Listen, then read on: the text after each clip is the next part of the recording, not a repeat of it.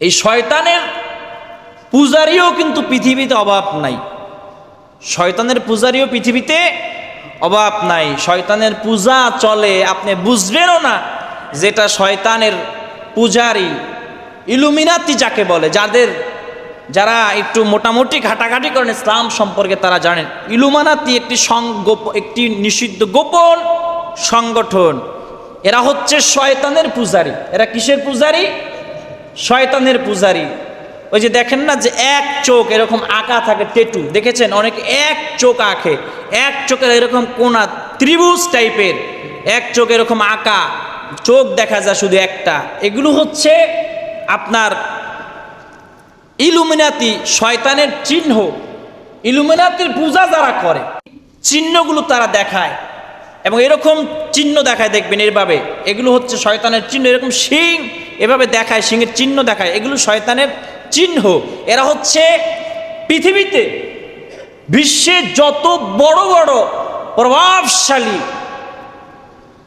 নেতা আছে এরা অধিকাংশ ইলুমিনাতির সদস্য, অধিকাংশ ইলুমিনাতির সদস্য। এই যে জর্জ ডব্লিউ বুশ, এও ইলুমিনাতির সদস্য ছিল। এবং ইলুমিনাতির সংগঠন এত পাওয়ারই, এত ক্ষমতা সম্পন্ন, এরা চাইলে পুরো পৃথিবী এরা কন্ট্রোল করতে পারে, এত ক্ষমতা এদের। এরা বিশ্বের অর্থনৈতিক, রাজনৈতিক ক্ষমতা সব কিছু এরা কন্ট্রোল করে। এদের এত ক্ষমতা, এত পাওয়ার, এদের ইশারায় চলে সব কিছু। দেখেন না ইসরায়েলের সঙ্গে কেউ পারে না কেন? এত চেষ্টা করে, আমেরিকা পর্যন্ত মাঝে মধ্যে ভয় পেয়ে যায়। কেন? ইসরায়েলকে যে সাপোর্ট করে, এই যে গোপন সংগঠন, এটা ইলুমিনাতি যে সংগঠন, এগুলো ইসরায়েলকে প্রকাশ্যে এরা সাপোর্ট করে, এরা পুরো পরিপূর্ণ সাপোর্ট করে, যার কারণে ওদের দিকে আঙুল তাক করতে পারে না সহজে অন্যান্য রাষ্ট্রগুলো। একমাত্র ইরান সাহস করে এগিয়েছে, এছাড়া অন্যান্য ইহুদি খ্রিস্টানদের রাষ্ট্রগুলো কখনো ইসরায়েলের বিরুদ্ধে প্রকাশ্যে এরা যুদ্ধে জড়াবে না।